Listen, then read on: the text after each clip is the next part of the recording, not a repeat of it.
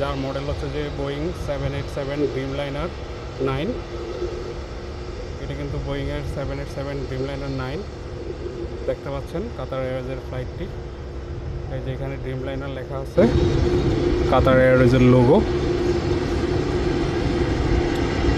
বর্তমানে রানওয়েতে রয়েছে ফ্লাইট।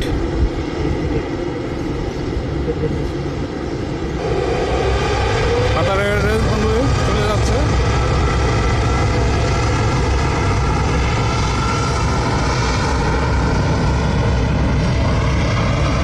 দেখতে পাচ্ছেন